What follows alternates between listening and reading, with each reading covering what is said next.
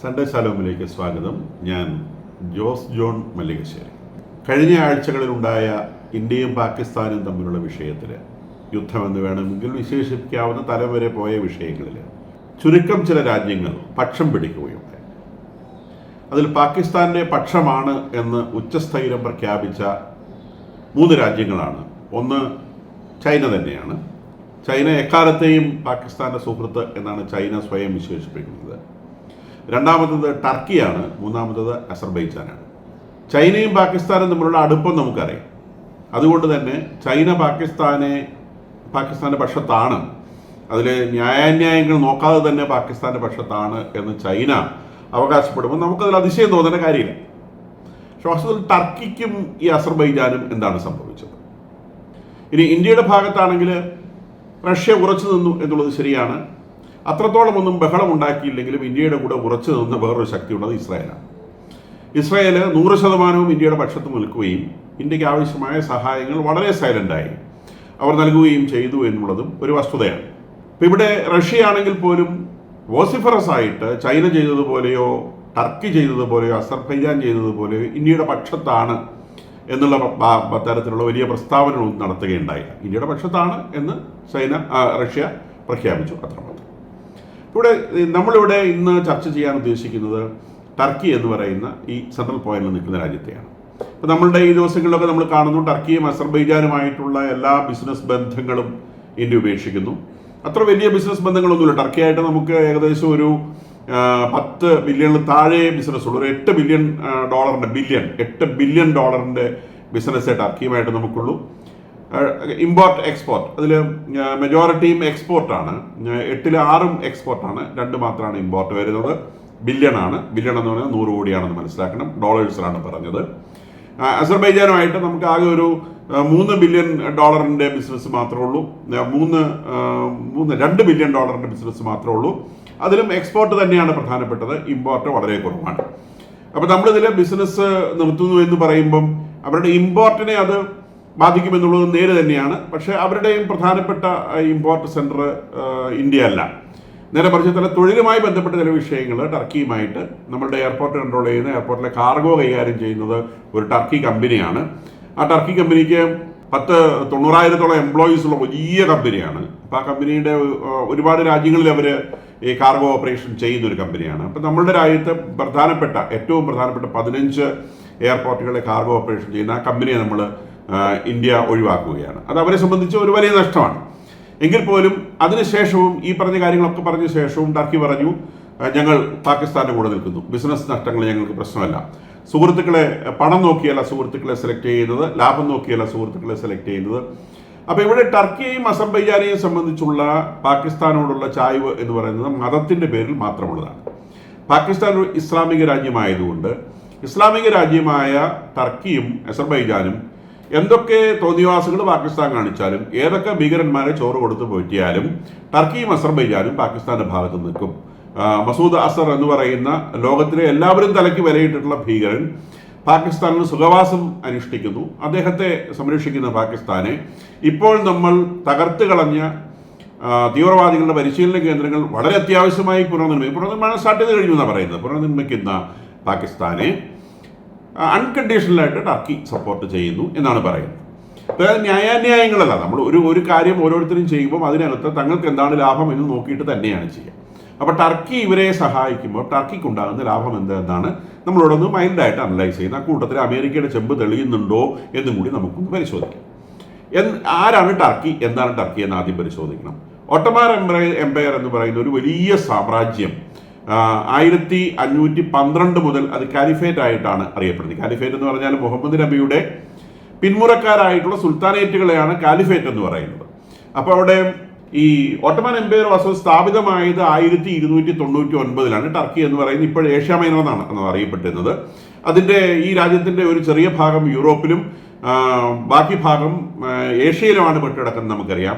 ആ രാജ്യത്തിൻ്റെ ഉള്ളിൽ തന്നെ ഒരു കൊച്ചു കടലുണ്ട്. ആ കടലിൻ്റെ പേര്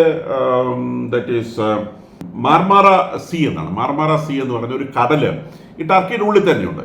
ഈ കടലിന് 2 ഓപ്പണിംഗ് ഉണ്ട്. നോർത്തിലേക്ക് ഒരു ഓപ്പണിംഗ് ഉണ്ട്, സൗത്തിലേക്ക് ഒരു ഓപ്പണിംഗ് ഉണ്ട്.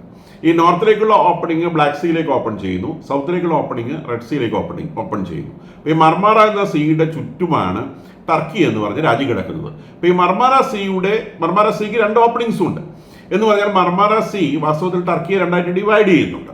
ഈ ഡിവൈഡ് ചെയ്യുന്ന മർമാറ സീയുടെ പടിഞ്ഞാറ് ഭാഗം അത് യൂറോപ്പും അതിൻ്റെ കിഴക്ക് ഭാഗം ഏഷ്യയുമായിട്ടാണ് പരിഗണിക്കപ്പെടുന്നത്.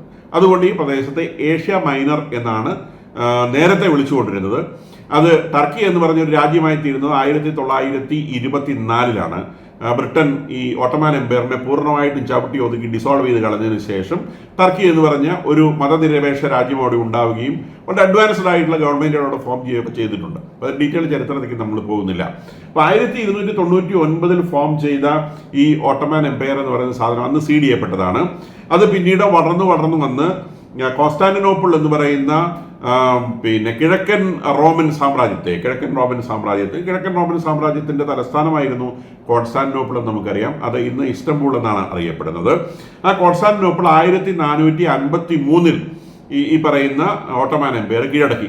അതോടെയാണ് അവർ ഈ ക്രിസ്ത്യൻ ഇൻവേഷൻ എന്നുള്ളത് ഈ ഏഷ്യൻ അറബ് റീജിയനിൽ നിന്നൊക്കെ പൂർണ്ണമായും ഇല്ലാതെ പോകുന്നത് ഈ ഓട്ടോമാൻ എംപയറിന്റെ വളർച്ചയോടുകൂടിയാണ്.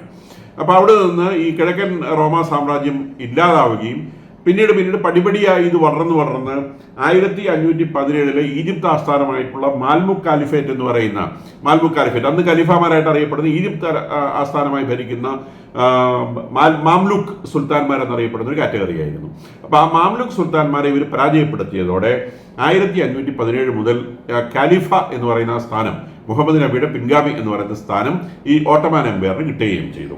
അങ്ങനെ 1517 മുതൽ 1924 ഈ രാജ്യം അബോളിഷ് ചെയ്യപ്പെടുകയാണ്. ഓട്ടോമാൻ എംപയർ എന്ന് പറയുന്ന ആ സാധനം അബോളിഷ് ചെയ്യപ്പെടുന്നത് വരെ ബ്രിട്ടനാണ് അത് അബോളിഷ് ചെയ്യുന്നവരെ ഇവരായിരുന്നു കാലിഫേറ്റ്, മുഹമ്മദ് നബിയുടെ ഔദ്യോഗിക പിൻഗാമികളായിട്ട് ആളുകളായിട്ട് അറിയപ്പെട്ടിരുന്നത് ഓട്ടോമാൻ എംപയറാണ്.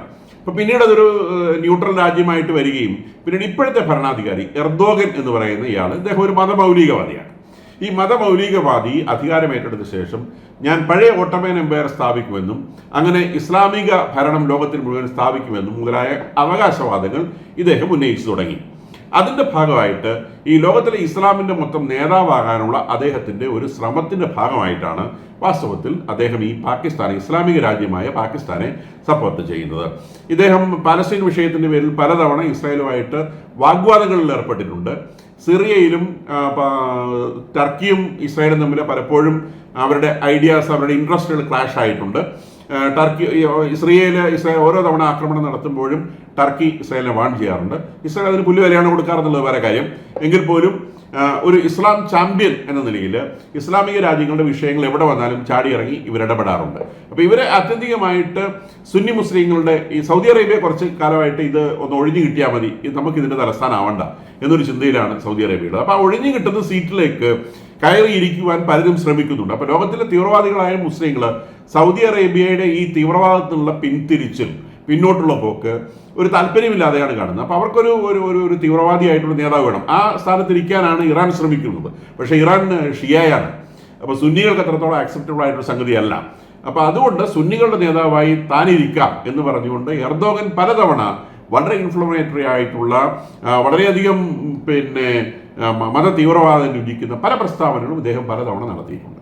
അപ്പോൾ അതിൻ്റെ ഒരു കണ്ടിന്യൂവേഷൻ ആയിട്ടാണ് ഇദ്ദേഹം ഇസ്ലാമിൻ്റെ ചാമ്പ്യൻ ആവാനുള്ള ശ്രമത്തിൻ്റെ ഭാഗമായിട്ടാണ് ഇദ്ദേഹം ഈ ഇന്ത്യ പാകിസ്ഥാൻ വാറിൽ പാകിസ്ഥാന്റെ പക്ഷം 100% പിടിച്ചുകൊണ്ട് നിൽക്കുന്നത്. ഇദ്ദേഹം നാറ്റോ അംഗമാണെന്ന് അറിയണം. 1952 തന്നെ ടർക്കി നാറ്റോയിൽ ചേർന്നിട്ടുണ്ട്. നാറ്റോ ഫോം ചെയ്ത സമയത്ത് തന്നെ നാറ്റോയുടെ കൂട്ടത്തിൽ ആദ്യത്തെ 12 രാജ്യങ്ങളുടെ കൂട്ടത്തിൽ ടർക്കിയുണ്ട്. അതിന്റെ റീസൺ സോവിയറ്റ് യൂണിയൻ ഇവരുടെ മേലെ പണ്ടേ കണ്ടുവച്ചിരുന്നു. അതിന്റെ റീസൺ സോവിയറ്റ് യൂണിയനോട് ചേർന്ന് കിടക്കുന്ന ബ്ലാക്ക് സീ എന്ന് പറയുന്നതും ഒരു കര കൊണ്ട് ചുറ്റപ്പെട്ട ഒരു കടലാണ്. ആ കടലിന് റെഡ് സീയിലേക്ക് കടക്കണമെങ്കിൽ റെഡ് സീ വഴി മെഡിറ്ററേനിയനിലേക്കോ അറേബ്യൻ സീയിൽ, ദാറ്റ് മീൻസ് ഇന്ത്യൻ ഓഷ്യനിലേക്കോ ഒക്കെ കടക്കണമെന്നുണ്ടെങ്കിൽ ഈ ടർക്കിയുടെ അകത്തുള്ള ഈ വഴി കൂടെ കടന്നു വരണം. ഞാൻ നേരത്തെ സൂചിപ്പിച്ച സീ ഓഫ് മർമാറ എന്ന് പറയുന്ന ടർക്കിയുടെ ഉള്ളിൽ കിടക്കുന്ന കടലുണ്ടല്ലോ, ഉള്ളിൽ കിടക്കുന്ന കടലിന്റെ ഒരു ഓപ്പണിംഗ് റെഡ് സീയിലേക്കാണ്, മറ്റേ ഓപ്പണിംഗ് ബ്ലാക്ക് സീയിലേക്കാണ്. ഈ ബ്ലാക്ക് സീ ആണ് റഷ്യ മുട്ടിക്കിടക്കുന്ന കടൽ. ആ ബ്ലാക്ക് സീയിൽ നിന്നാണ് റഷ്യ ആയിക്കോട്ടെ, യുക്രൈൻ ആയിക്കോട്ടെ, അതുപോലെ കുറേ യൂറോപ്യൻ രാജ്യങ്ങളൊക്കെ ഉണ്ട്, അവർക്ക് എല്ലാം ഉള്ളതാണ് ഈ ബ്ലാക്ക് സീ എന്ന് പറയുന്ന സാധനം. ഈ ബ്ലാക്ക് സീയിൽ നിന്ന് ഇവർക്ക് റെഡ് സീയിലേക്ക് ആക്സസ് കിട്ടണമെങ്കിൽ ഈ ബ്ലാക്ക് സീയിൽ നിന്ന് ഈ ടർക്കി സ്ട്രൈറ്റ്സ് ഓഫ് ടർക്കി എന്നാണ് പറയുന്നത്. രണ്ട് സ്ട്രൈറ്റ്സ് ഉണ്ടല്ലോ, നേരത്തെ പറഞ്ഞ 2 സ്ട്രൈറ്റ്സ്. അതിൽ നോർത്തേൺ സ്ട്രൈറ്റിലൂടെ സീ ഓഫ് മർമാറയിൽ കടന്ന് അതിന്റെ സൗതേൺ സ്ട്രൈറ്റിലൂടെ കടന്ന് റെഡ് സീയിൽ വരാം. ആ റെഡ് സീയിൽ വന്നു കഴിഞ്ഞാൽ പിന്നെ അവർക്ക് മെഡിറ്ററേനിയൻ സീയിലേക്ക് കിടക്കാം. മെഡിറ്ററേനിയൻ സീയിൽ നിന്ന് ഈജിപ്തിന്റെ അരികിലൂടെ അവർക്ക് അറേബ്യൻ സീയിലേക്ക് കിടക്കാം. അപ്പോൾ Arabian Sea that means Indian ഓഷ്യനിലേക്ക് കിടക്കാം. അപ്പോൾ ഈ ഓഷ്യനുകളിലേക്കൊക്കെയുള്ള, അതുപോലെ തന്നെ ഈ മെഡിറ്ററേനിയൻ സീയിൽ നിന്ന് അറ്റ്ലാന്റിലേക്ക് കിടക്കാം.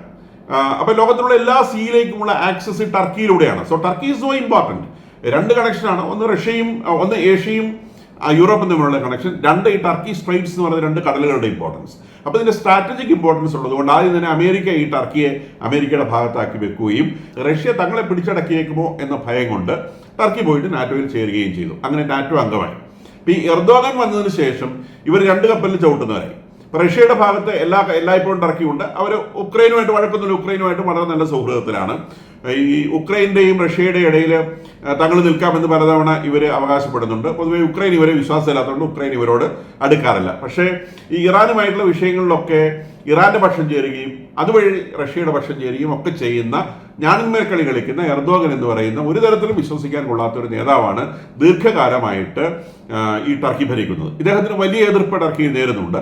ഇന്നൊരു തെരഞ്ഞെടുപ്പ് നടത്തി ഇദ്ദേഹം പരാജയപ്പെടും. അതുകൊണ്ട് തന്നെ പ്രതിപക്ഷ നേതാവിനെ പിടിച്ച് ജയിലിലടച്ചിട്ട് ഇദ്ദേഹം ഒരു ഓട്ടോക്രാറ്റായിട്ട് വന്നുകൊണ്ടിരിക്കുകയാണ്. അപ്പോൾ ഇദ്ദേഹത്തിന്റെ താല്പര്യം ഇതാണ്. അപ്പോൾ ഈ ദിവസങ്ങളിൽ നമ്മൾ ഇന്ന് കണ്ട ഒരു കാര്യം, അമേരിക്ക ഈ ടർക്കിക്ക് AN-20C8 air to air missile വിൽക്കാൻ തീരുമാനിച്ചു. അത് $225 മില്യൺ ബിസിനസ്സാണ്. അപ്പോൾ അതിൽ ഈ മിസൈലിന് ആംറാം മിസൈൽസ്, ആംറാം ആംറാം മിസൈൽ എന്നാണ് അറിയപ്പെടുന്നത്. ഇത് എയർ ടു എയർ മിസൈലാണ്. 2019 പാകിസ്ഥാൻ ഇന്ത്യയുടെ നേരെ F-16 വിമാനത്തിൽ നിന്ന് ഈ മിസൈല് തൊടുക്കുകയും ആ മിസൈല് ഇന്ത്യയിൽ എത്തുന്നതിൽ പരാജയപ്പെടുകയും ചെയ്തിട്ടുണ്ട്. പക്ഷേ ഇന്ത്യ അതിന് തെളിവ് അമേരിക്ക കൊടുത്തിട്ടുണ്ട്. ഇത് അമേരിക്ക പാകിസ്ഥാന് വിറ്റ മിസൈലല്ല, ഇത് അന്ന് പാകിസ്ഥാൻ ടർക്കിക്ക് കൊടുത്ത മിസൈലാണ്. ടർക്കിയിൽ നിന്നാണ് ഈ മിസൈല് അന്ന് പാകിസ്ഥാനിൽ എത്തിയത്. അപ്പോൾ നമ്മളതിന് തെളിവ് കൊടുത്തതാണ്. പിന്നീട് അമേരിക്ക അത് ടർക്കിക്ക് വിൽക്കുകയില്ല എന്ന് ഇന്ത്യയോട് സമ്മതിച്ചിരുന്നതാണ്. പാകിസ്ഥാന് ഇത് വിൽക്കാറില്ല. നമ്മളുമായിട്ട് അണ്ടർസ്റ്റാൻഡിങ്ങിന്റെ ഭാഗമായി പാകിസ്ഥാന് അമേരിക്ക ഈ മിസൈൽ വിൽക്കാറില്ല. ഇപ്പോൾ ഈ മിസൈല് $225 മില്യൺ കരാറാണ് ഇപ്പോൾ ടർക്കിയുമായിട്ട് ഇന്ന് അമേരിക്ക ഒപ്പിട്ടിരിക്കുന്നത്. ആ കരാറിൽ ഈ മിസൈല്, ദാറ്റ് ഈസ് ആംറാം എന്ന് പറയുന്ന മിസൈൽ, അതിന് AIM-20C8 എയർ ടു എയർ മിസൈലാണ്. ഇത് F-16 വിമാനത്തിൽ നിന്ന് മാത്രമേ, പാകിസ്ഥാന്റെ കയ്യിലുള്ള വിമാനങ്ങളിൽ F-Series വിമാനങ്ങളിൽ F-16 നിന്ന് മാത്രമേ ഇത് പ്രയോഗിക്കാൻ കഴിയൂ. പാകിസ്ഥാനിൽ F-16 വിമാനമുണ്ട്, ഈ മിസൈലില്ല. അപ്പോൾ ടർക്കിയിൽ നിന്ന് ഈ മിസൈൽ നേരെ പാകിസ്ഥാനിൽ എത്തുമെന്ന് നമുക്കറിയാം. അപ്പോൾ ഇത് അറിഞ്ഞുകൊണ്ട് തന്നെയാണ് അമേരിക്ക ഇത് വിൽക്കുന്നത്. അമേരിക്ക ഇതിന് ട്രാക്കൊന്നും അറിയാനിട്ടല്ല. ഇത് ടർക്കിയിൽ കിട്ടിക്കഴിഞ്ഞാൽ പിറ്റേ ദിവസം ഈ സാധനം പാകിസ്ഥാനിലെത്തും. അപ്പോൾ പാകിസ്ഥാന് കൊടുക്കാൻ വേണ്ടിയിട്ടാണ്. അപ്പോൾ ഇത് ഡൽഹിയിലെ വലിയൊരു ചോദ്യചിഹ്നമായി ഉയർന്നിട്ടുണ്ട്. ഈ ദിവസങ്ങളിലൊക്കെ ഇത് പ്രധാനപ്പെട്ട ഒരു ഡിസ്കഷനായി വരും. അപ്പം അമേരിക്ക എന്ത് കളിയാണ് ഇതിനകത്ത് കളിക്കുന്നത് എന്നുള്ളത് നമുക്ക് മനസ്സിലാവാതെ പോകുന്ന ഒരു സംഗതിയാണ്. അമേരിക്ക ആരുടെ പക്ഷത്താണ്, അല്ല അമേരിക്ക ഇതിൽ പക്ഷം പിടിക്കുന്നുണ്ടോ, വളരെ ന്യൂട്രലാണെന്ന് വളരെ പ്രഖ്യാപിക്കുകയും അങ്ങനെ ന്യൂട്രലായിരിക്കെ തന്നെ ഇതുപോലെ അടിക്കൂടെ എന്ന് പറഞ്ഞാൽ നേരിട്ട് പാകിസ്ഥാന് കൊടുക്കാതെ ടർക്കിക്ക് കൊടുക്കുക. ടർക്കി ഓരോ ദിവസവും രാവിലെ എഴുന്നേക്കുന്നത് തന്നെ ഞങ്ങൾ പാകിസ്ഥാന്റെ കൂടെയാണ്, പാകിസ്ഥാന്റെ കൂടെ വേണമെങ്കിൽ യുദ്ധം ചെയ്യാം എന്നൊക്കെ പറഞ്ഞുകൊണ്ടാണ്. ഈ കഴിഞ്ഞ യുദ്ധത്തിൽ ടർക്കി ഭടന്മാർ പാകിസ്ഥാനിൽ മരിച്ചിട്ടുണ്ട്. ഇന്ത്യയുടെ മിസൈലേറ്റ് ടർക്കി ഭടന്മാർ പാകിസ്ഥാനിൽ മരിച്ചിട്ടുണ്ട്. കാരണം ടർക്കിയിൽ നിന്ന് കൊടുത്ത ഡ്രോണുകൾ ഓപ്പറേറ്റ് ചെയ്യാൻ വേണ്ടി വന്ന എക്സ്പെർട്ടുകളായിട്ടുള്ള ആളുകളായിരുന്നു, മിലിറ്ററി എക്സ്പെർട്ടുകളായിരുന്നു. അവരെ ഇന്ത്യയുമായിട്ടുള്ള ഈ പ്രശ്നത്തിൽ അവിടെ 4-5 ടർക്കി പട്ടാളക്കാർ മരണപ്പെട്ടിട്ടുള്ളതായിട്ട് റിപ്പോർട്ടുകളുണ്ട്. അപ്പൊ ഇത് അമേരിക്കയുടെ ചെമ്പ് തെളിയിക്കുന്ന ഒരു സംഗതിയാണോ നമുക്ക് പറയേണ്ടി വരും. കൂടാതെ അമേരിക്കയുടെ ഒരു ഈ ക്രിപ്റ്റോ കറൻസി എന്ന് പറയുന്ന ഇവോൾവിംഗ് ആയിട്ടൊരു സാധനം ഉണ്ടല്ലോ, പുതിയ ടൈപ്പ് കറൻസി, ക്രിപ്റ്റോ കറൻസി എന്ന് പറയുന്ന സാധനം. ലോകത്തിൽ 10-15 വർഷം കഴിയുമ്പം ട്രാൻസാക്ഷൻസ് നടത്തുന്ന ക്രിപ്റ്റോ കറൻസി വരികയാവും എന്നാണ് വിചാരിക്കുന്നത്. അപ്പോൾ ക്രിപ്റ്റോ കറൻസിയുടെ ലീഡർഷിപ്പ് എടുക്കുന്ന ആളുകൾ ഇവിടെ വലിയ ധനവാന്മാരാകും, വലിയ നേട്ടക്കാരാകും. ആദ്യമൊക്കെ ഈ കമ്പ്യൂട്ടർ രംഗത്തേക്ക് ചാടി വന്ന ഇന്റലൊക്കെ പോലെയുള്ള രീതിയിൽ ലോകം തന്നെ അത് ലോകത്തെ ഏറ്റവും വലിയ സാമ്പത്തിക ശക്തിയായി തീരാൻ സാധിക്കുമെന്ന് വിചാരിച്ചുകൊണ്ട് അതിലേക്ക് ചാടി ഇറങ്ങുന്ന കമ്പനികളുണ്ട്.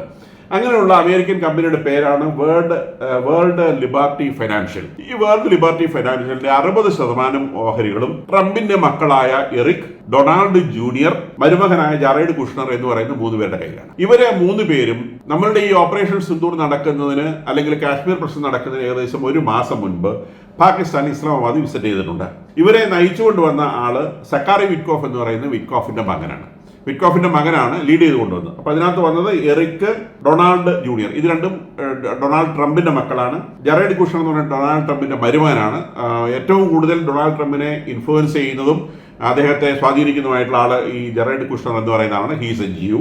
അപ്പൊ ഇവര് പിന്നെ വേൾഡ് ലിബർട്ടി ഫിനാൻഷ്യൽ എന്ന് പറയുന്ന ഒരു കമ്പനി, ആ കമ്പനി പാകിസ്ഥാനിൽ പെട്ടെന്ന് തട്ടിക്കൂട്ടിയ പാകിസ്ഥാൻ ക്രിപ്റ്റോ കൗൺസിൽ എന്ന് പറയുന്ന ഒരു കമ്പനി, ഇത് ക്രിപ്റ്റോ കറൻസിക്ക് വേണ്ടി പാകിസ്ഥാൻ തട്ടിക്കൂട്ടിയ ഒരു കമ്പനിയാണ്.